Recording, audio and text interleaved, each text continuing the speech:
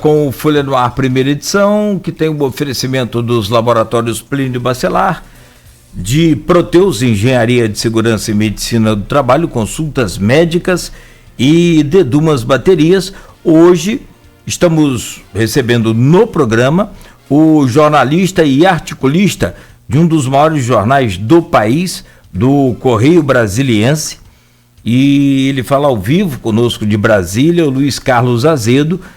E nesse bloco, Luiz Carlos, a gente acabou, né, conforme a pauta foi interessante, essa coisa de entrevista, ela é sempre ao vivo e é viva, né? E a gente pendeu lá para o lado da economia, que também foi, né, não menos interessante. Mas, conforme pré-pautado aqui pelo jornalista Luiz Abreu Barbosa, agora recentemente o Supremo Tribunal, né, julgou as ações aí da Lava Jato e devolveu ao Lula, né, pelo menos até o momento, a elegibilidade para 2022, o que, né, incendiou aí, vamos dizer assim, o cenário, né, político nacional, a disputa nas urnas para já 2022 então. E tem pesquisa, como por exemplo é o caso da XP e PESP, que dá ao Lula a condição de um eventual segundo turno, ele vence o Bolsonaro. E tem também, né, com a análise sobre os outros candidatos, como é o caso do próprio Sérgio Moro também, que aparece aqui com 10%, Luciano Huck, Ciro Gomes, enfim, a pesquisa relata, né, com todos os pré-candidatos até então, acho que nem pré-candidatos ainda, candidatos a pré-candidatos, né, que aí segue na sequência da lei eleitoral. E como que você vê essa polarização, né, tão antecipada? E a gente falava sobre aquela questão de você critica o Bolsonaro, imediatamente você já é rotulado de petista, ou lulopetista, enfim. Como que você vê essa polarização que o Brasil entrou hoje? É prejuízo para a gente? O cenário político hoje não é satisfatório também, assim como na economia, Luiz Carlos? Bom, vamos por partes, né? Bom, primeiro é o seguinte, o impacto da anulação das condenações do Lula pelo Supremo Tribunal Federal, no plano imediato, né, eu acho que se deu em dois níveis, né? Um foi consolidar a candidatura do Lula pelo PT, a volta do Lula. Isso é uma coisa que resolve um pouco a equação do cenário eleitoral, né? O outro foi, de certa maneira, esvaziar a expectativa de poder que a reeleição gerava para o Bolsonaro. Quer dizer, o Bolsonaro tinha a capacidade de aglutinar forças em torno dele em função da expectativa de poder. Na medida que a reeleição sobe no telhado, essa capacidade de reaglutinar força se fragiliza. Ela não vai se dar mais por gravidade, como estava acontecendo antes. Ela só vai ocorrer na base da negociação. É o que nós estamos assistindo na relação dele com o Centrão. O Centrão não vai apoiar ele de graça. Vai ter uma negociação, porque ele não tem mais esse poder gravitacional, entendeu? Ele perdeu isso. Um pouco desse poder se deslocou para o Lula. Tá? Agora, isso é um aspecto da questão. De qualquer maneira, as pesquisas já estavam mostrando que essa polarização interessa tanto para o Lula quanto para o Bolsonaro, porque é a maneira de garantir a chegada dos dois ao segundo turno. Se o quadro não se alterar, a gente, de certa maneira, tem uma antecipação do segundo turno, né? Então, eu acho que isso é um dado da realidade. Estou ficando com a garganta meio seca. Bom, essa é uma questão. A outra questão tem a ver com os desdobramentos desse cenário. Quer dizer, eu não acredito em eleição ganha de véspera. A gente está cheio de exemplos. O próprio Bolsonaro é um exemplo, né? O que a gente tem nessa eleição é que, pela primeira vez, o Bolsonaro tem um adversário com um portfólio de realizações maior do que o dele. Quer dizer, quando o Lula compara o governo dele com o governo do Bolsonaro, ele leva vantagem. Ele fala assim, não, no meu governo, o peão comia picanha no domingo. Fazia churrasco de picanha no domingo. Agora isso não acontece mais. E não acontece mesmo, nem a classe média está comprando picanha no domingo. Então, isso é um dado que está aí. Mas quer dizer que a situação vai permanecer dessa forma até as eleições? Não. A gente sabe que no Brasil as coisas não funcionam assim, né? Pode ser que surja uma terceira candidatura, né? Qual é a dificuldade do surgimento da terceira candidatura? A dificuldade é que você não tem ninguém com uma liderança tão exuberante e tão hábil na relação com as demais forças políticas que possa ocupar o papel de candidato unificador desse campo de centro aí, para que você tenha uma terceira via, um polo democrático nesse campo, né? Por uma série de razões, né? Por exemplo, o Mandetta é um cara que tem se movimentado com habilidade. Aquele manifesto, estou com a garganta sequinha, aquele manifesto... Dá tempo, toma uma água aí. Eu estou longe aqui, deixa que eu vivi. Aquele manifesto que foi lançado foi articulado por ele. Mas ele não tem necessidade eleitoral, né? O Dória não consegue sair de São Paulo. É contestado dentro do próprio partido, porque tem o governador do Sul, Eduardo Leite, e agora o Tasso Gereissati, dispostos a disputar a prévia com ele. O Ciro continua sendo um filho desencapado. É um político corajoso, que discute os problemas, mas ele é muito explosivo, isso acaba prejudicando ele nas articulações. E o Moro, que é um candidato fortíssimo, ele também não tem ainda a cancha de candidato, ele não se comporta como candidato, ele acabou de sofrer uma derrota séria no Supremo. Então, é um quadro. O Huck, provavelmente, as notícias que estão vazando são nessa direção, não vai ser candidato, vai aceitar a proposta da TV Globo para substituir o Falcão. Ele conquistou uma posição invejável de ser um homem do mundo do entretenimento que se posiciona politicamente sobre os temas nacionais. Isso aí resolve o problema dele, né, de ter um papel na vida do país mais relevante e tal. Então, esse cenário aí ele está muito definido, mas ele vai decantar.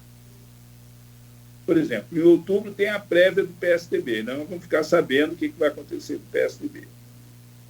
Então, isso é um fator definidor, né? E outras decisões, não sei, por exemplo, o DEM. O DEM não oferece garantia nenhuma para o Mandetta de que ele vai ter a legenda. E conversa com todo mundo, para você ter uma ideia, até com Lula.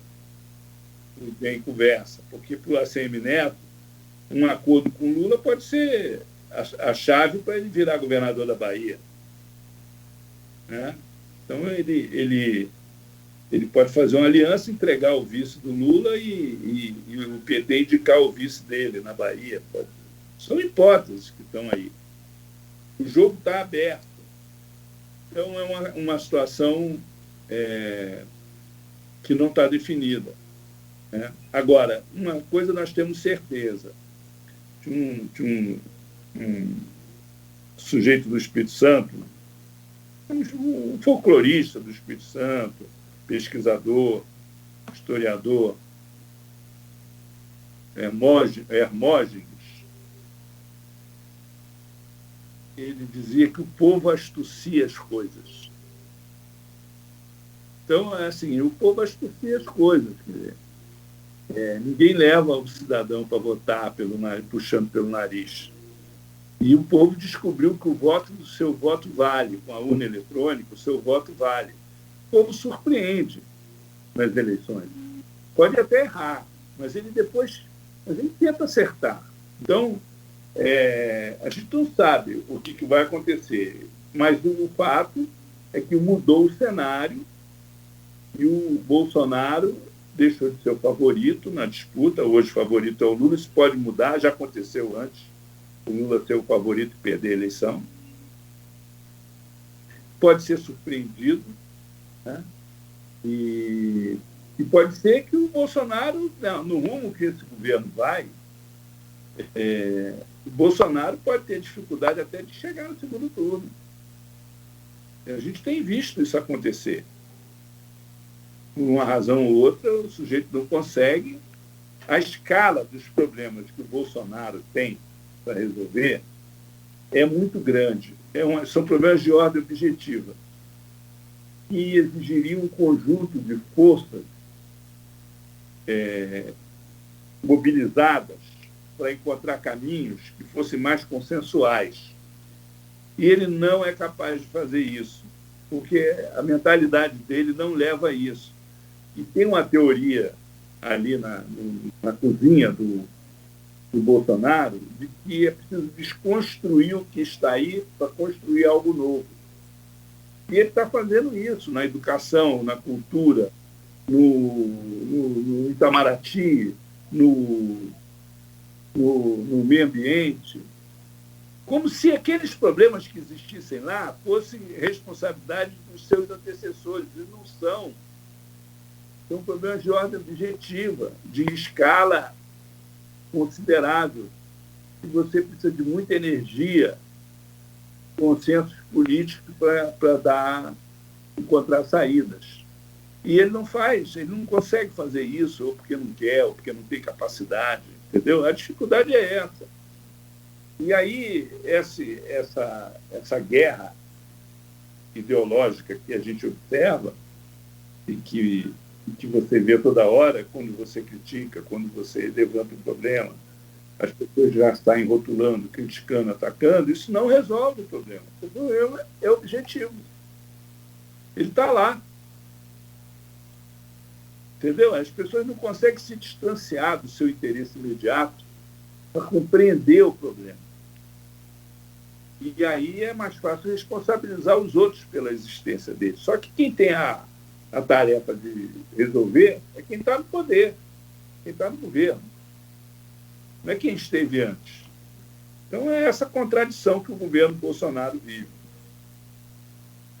Brigar contra os fatos, né? Muito complicado. Me chama a atenção, apesar do tempo estar esgotado aqui já, mas nós temos que ouvir a sua opinião sobre Campos, mas que me chama a atenção na sua fala é que você fala de todos os candidatos, você faz uma análise breve, mas você fala e usa um termo interessante que é o Moro é um candidato fortíssimo. Aprofunda só assim, sei lá, mesmo que sucintamente, se é que é possível aprofundar sucintamente. Eu vou tentar resumir. Eu acho que a eleição de 2022 tem algumas linhas de força. Ou seja, tem algumas questões que vão exigir um posicionamento dos candidatos e, em função desses posicionamentos, elas podem decidir a eleição. Ok? E são questões que são postas na conjuntura, né? Uma delas é a crise ética, a Lava Jato. É um divisor de águas da eleição. É uma bandeira que o Bolsonaro usou na eleição dele, que ele perdeu, por causa do escândalo da rachadinha lá da Assembleia, do filho dele. Essa bandeira está nas mãos do Moro.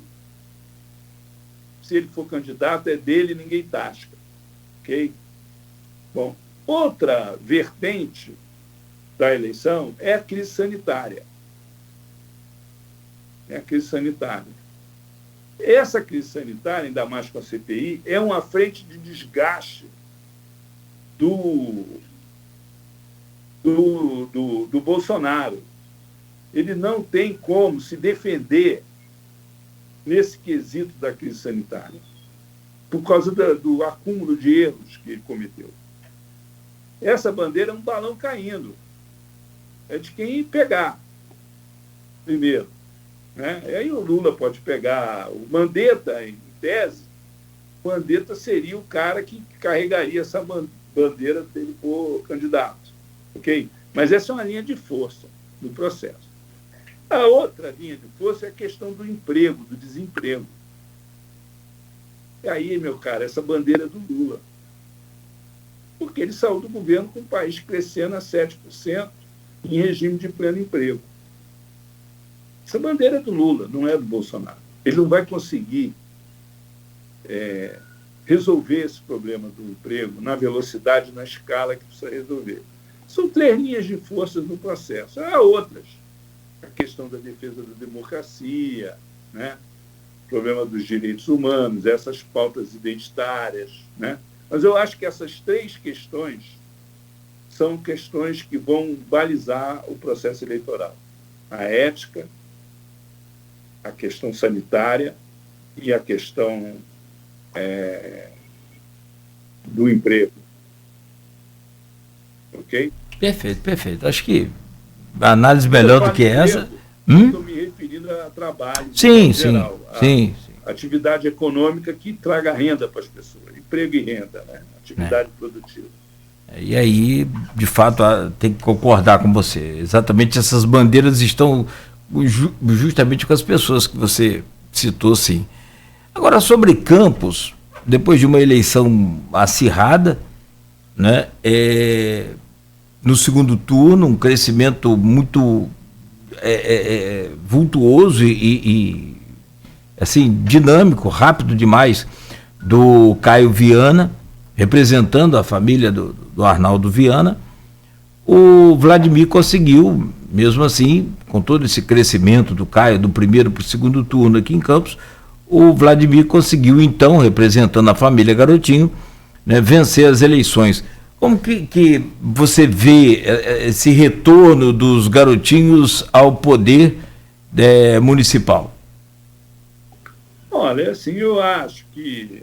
Bom, primeiro falar de Campos, né? Bom, Campos, há 100 anos, era a cidade com o 7º PIB do Brasil. Era mais importante do que a maioria das capitais. Então, assim, é um dado da realidade. E se basear, fundava no agronegócio, no açúcar e na pecuária. Né? E com todo o royalties do petróleo, essa posição não foi recuperada. Essa posição não foi recuperada. Apesar de vamos dizer assim, em tese, o PIB per capita continuar sendo muito, muito alto. Mas o que aconteceu aí? Quer dizer, isso aí se traduziu numa, vamos dizer assim, muito patrimonialismo, muito empreguismo, muito clientelismo, né? Que reforçando uma cultura que já vinha de antes, de você ter famílias que dominam a política de Campos, que se reproduzem como uma elite política local utilizando esses instrumentos. Né?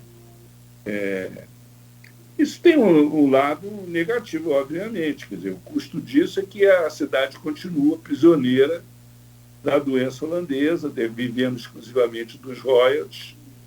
E isso tem que ser repensado, porque a economia do carbono vai acabar. E a cidade precisa ter um novo modelo de desenvolvimento. a gente não pode ignorar o fato seguinte: na política, assim, a política não pode ser vista de uma forma maniqueísta. Tá?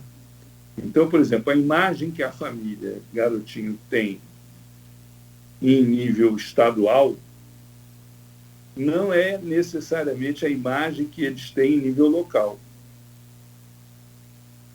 Por quê? Porque eles não conseguiram reproduzir em nível estadual o que eles fizeram em nível local em termos de melhoramentos urbanos, em termos de geração de emprego, de renda, de transferência de renda. Então, isso é um dado da realidade, né? Então, tem uma fatia do eleitorado que reconhece esse serviço prestado, independentemente da imagem que a família tem fora de Campos. Então, isso tem que ser levado em conta. Quer dizer, como eu estou fora de Campos, eu fico pensando assim, elegeram o tal do Vladimir Garotinho, quer dizer, a família continua controlando a cidade, né? Mas eu não conheço o Vladimir.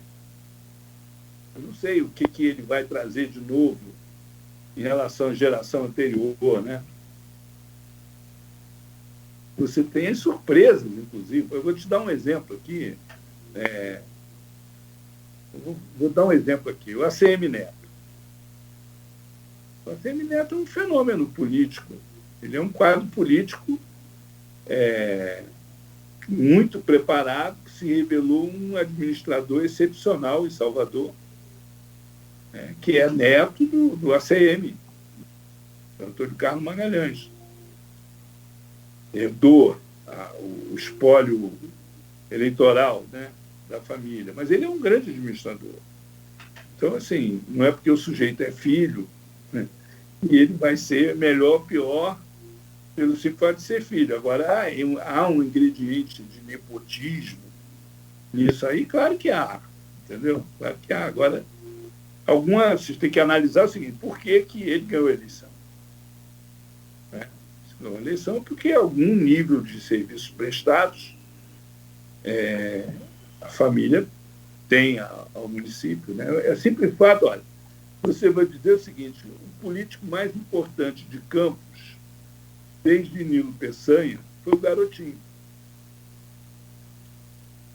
que foi o único que chegou a governador do Estado.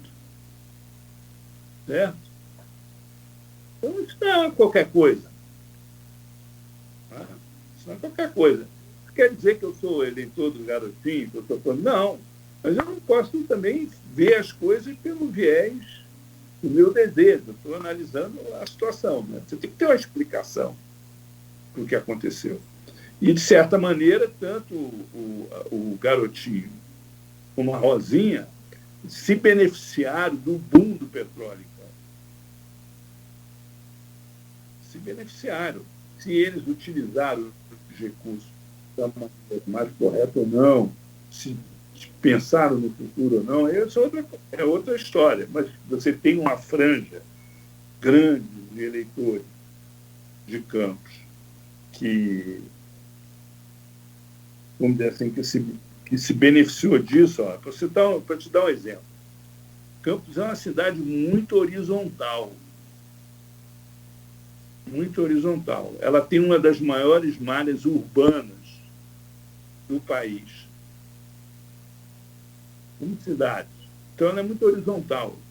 Ela não é uma cidade concentrada que se verticalizou rapidamente e se tornou uma cidade vertical.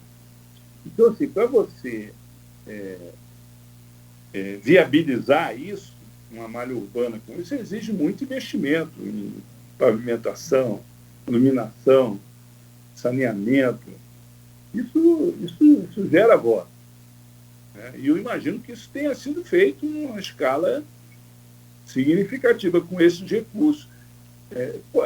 Foi feito de forma clientelista, de acordo com empreiteira, que as pessoas podem falar mil coisas, mas o fato concreto é o seguinte: o eleitor tem esgoto na casa dele, tem água encanada na casa dele, o asfalto chegou na casa dele, tem escola no bairro onde ele mora. tem posto de saúde. Então, isso tem que ver se isso, até a escala em que isso foi feito, e de alguma maneira isso pesa numa disputa eleitoral. É muito mais difícil você manter isso funcionando, cá entre nós, tá? É muito mais difícil, até porque você faz a escola, depois isso gera custo, né? O que era investimento vira custo, né? Então é muito mais difícil você manter isso funcionando. Mas as pessoas lembram de quem fez, né? Não tenha dúvida. A manutenção é muito mais complicado do que... Eu não tenho vivência aí, eu nem estou aí para saber o que aconteceu. Eu só estou ponderando assim, um olhar de fora, porque a paixão política, às vezes, leva as pessoas a subestimar certas coisas que influenciam o resultado eleitoral. Entendeu? Ele teve também, o Vladimir, por exemplo, pessoalmente teve uma linha de trabalho muito boa em Brasília, se destacou muito bem, né? E comunicativo, não tinha por que ser diferente, né? Família de radialistas. Claro, de comunicadores, enfim. Teve o primeiro mandato da mãe, acredito, foi muito melhor do que o segundo, alguns acertos, mas em obras estruturantes, por exemplo, a gente ficou muito aquém do que poderia ter. Mas é aquilo que você falou, é um contexto geral, né? Houve aqui uma série de programas sociais, restaurante popular, que aliás o Vladimir anunciou ontem ao Aloysio. Hoje eu li na Folha. Você viu hoje aí? Eu já li na Folha hoje. E aí o que o ex-prefeito Rafael Diniz não conseguiu manter e prometeu na campanha, ele vai reabrir agora no dia 7. Então esse tipo de política que você falou, essa distribuição aí desses programas sociais, que muitas das vezes mantém essa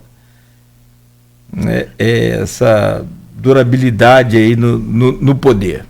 Olha, são 9h15, meu caro Luiz Carlos Azedo, do jornal Correio Brasiliense. Você, jornalista, articulista, você é um cara extremamente, como você disse aí, educado, e aí eu pego mesmo, né, a sua gentileza e o seu carinho com a gente.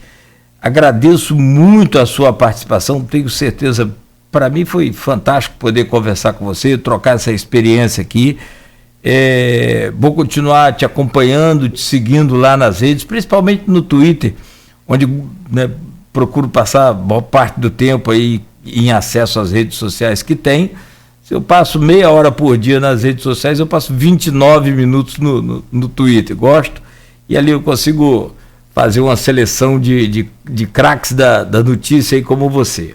Foi um prazer imenso poder ter recebido aqui e, naturalmente, com os seus problemas lá, o Aloysio vai fazer contato com você aí, mas numa outra oportunidade estaremos juntos, né, aqui, se Deus permitir, eu estarei também, o Aloysio estará, para a gente fazer um bate-papo aí mais aprofundado, enfim, da forma que o Aloysio sabe fazer categoricamente.